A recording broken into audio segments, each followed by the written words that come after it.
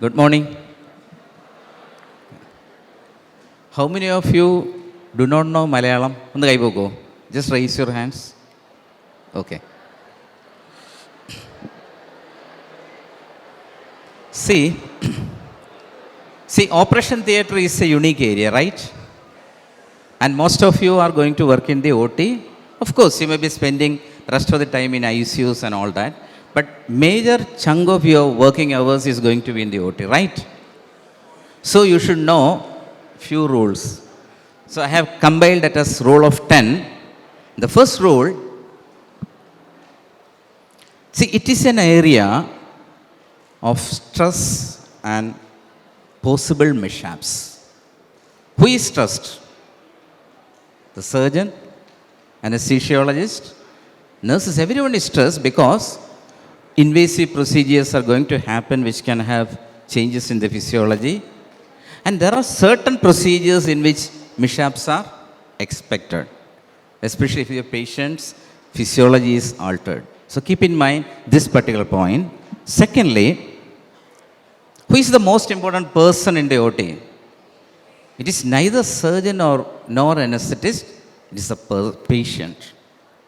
And third, see, for everyone, any patient, surgery is an important event. Probably the most important event in their life is the surgical thing which is going to happen.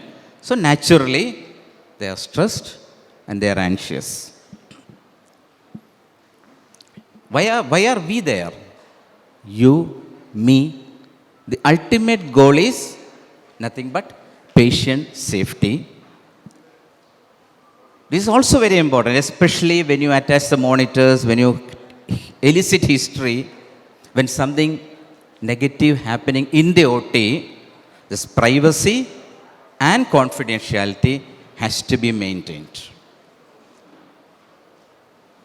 And you know, OT is a place where absolute sterility is mandatory. There is no compromise on that, and it is our duty not to breach this sterility. And you people are going to handle costly equipments. Most of the modern equipments are costly. They are sophisticated, so they are liable for damage. So be sure you handle them properly.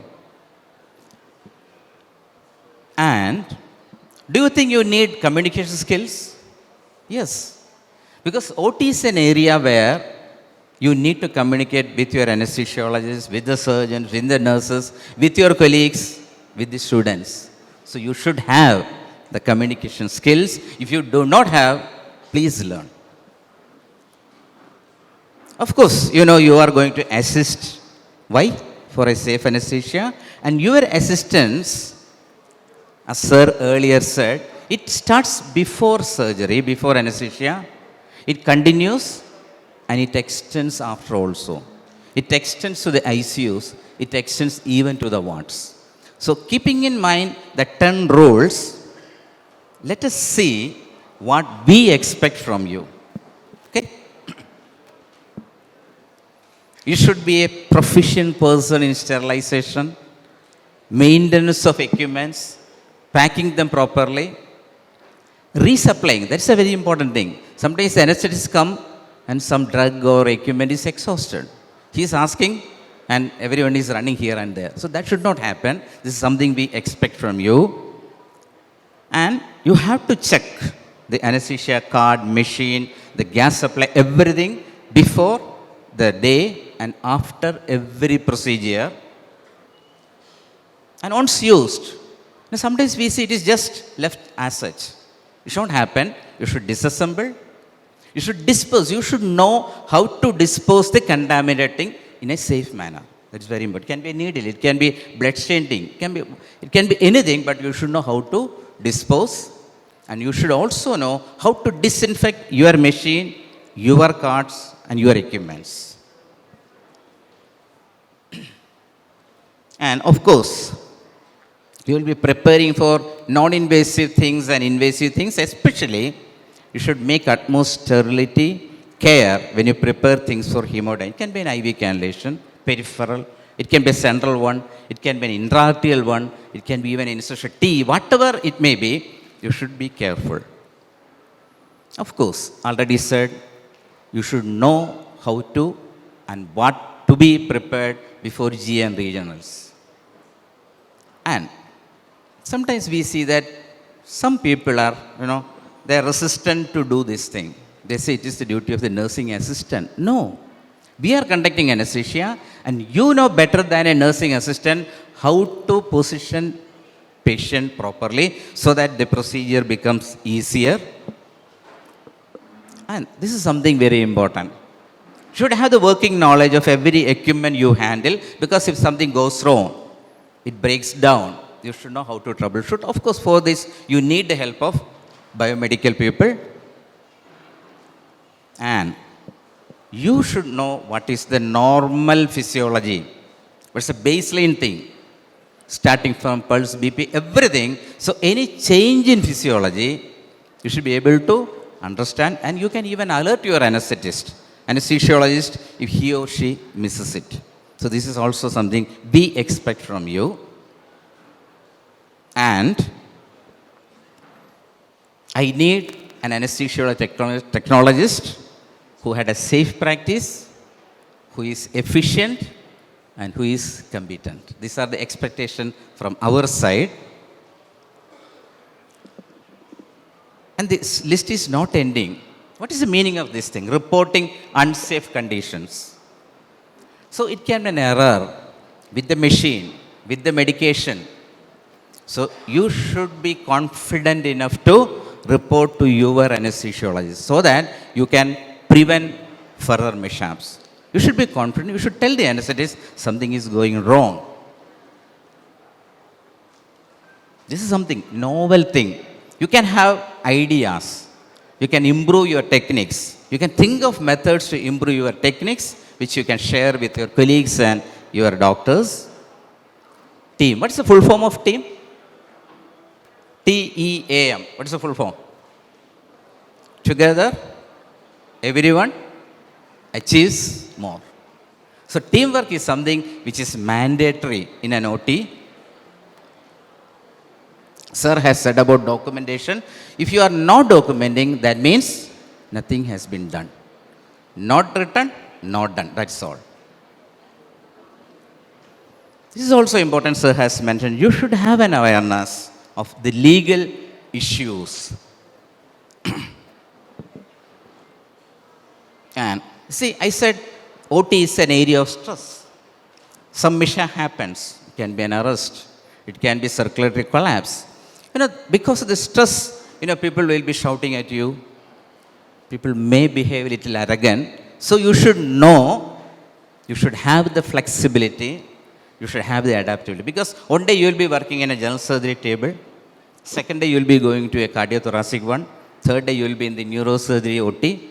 And fourth day you will be in a pediatric surgery OT. You should have the flexibility, and you should have the adaptability to the changes which happens in the OT.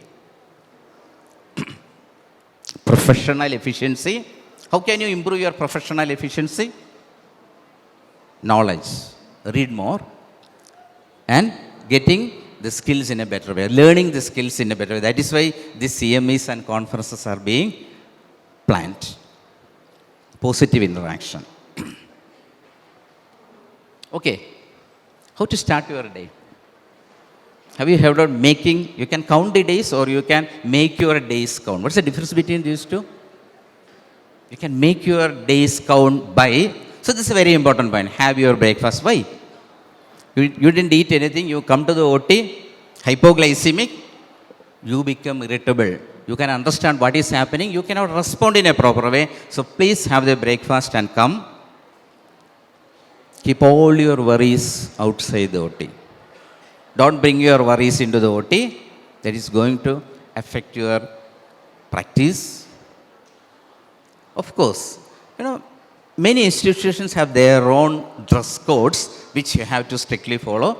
That depends upon your hospital administration. Clean your hands. Why? Because you have come from outside, isn't it? You might have come in a bike or a bus.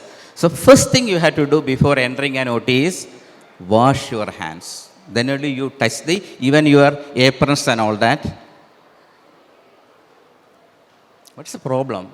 What are you going to lose if you say hello or good morning to your colleagues or your anesthesiologist or nurses? Nothing you are going to lose. So say hello or good morning. This is also mentioned in certain, guidelines. Better you remove all your ornaments below the elbow joint because you need to drape. So better you keep. Even some say you have to remove your ear and nose, ornaments because it may fall onto the patient's field. Do you keep your mobile outside or you keep your mobiles with you? What's the problem of keeping mobile with you? It is going to distract you. Isn't it? It is a disturbance for the patient, for the surgeons, for the anesthetist. So better you keep outside. And if you are keeping with you, please put in a silent mode. And if you want to talk, please go out of the OT room and talk. Don't talk inside the OT room. That is distracting to everyone. This is something you should know. So, of course, anesthesiologists will be checking the OT list. You should have to check because you need to arrange the gadgets according to the patient's need, the anesthetic need, etc. So, you have to check the OT list. Do you check? I hope you all check the OT list. I said, maintain always sterile precautions. Be calm. It's a stressful situation. So always be calm or try to be calm. Be empathetic to the patient. What is the difference between empathy and sympathy? Empathy means you are putting yourself onto the patient's shoes, isn't it? Ayyo kashtam, that is sympathy. You try to acknowledge somebody is suffering, that is empathy. So always be empathetic. Nobody wants your sympathy. So be empathetic always. Whenever you handle the patients, whenever you do the procedures, whenever you talk to the patient, please be empathetic. I said privacy.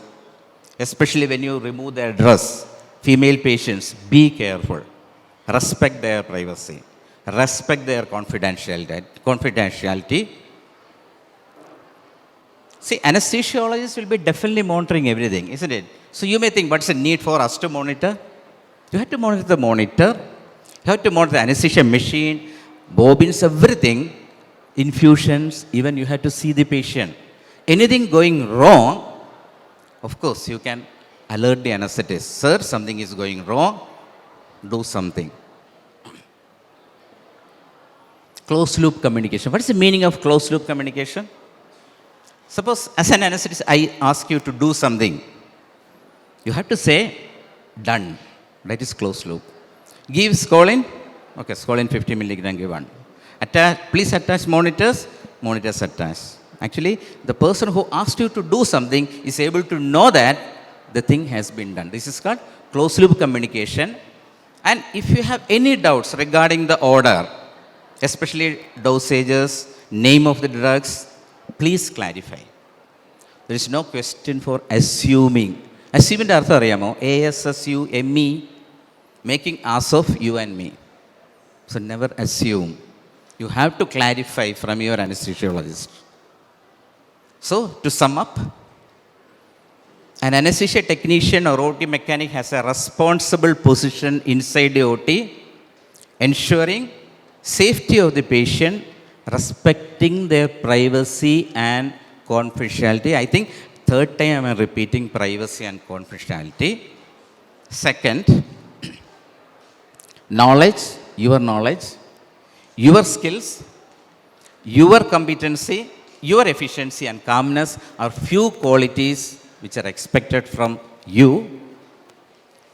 Ability to respond quickly to situations which may harm the patient is very, very vital.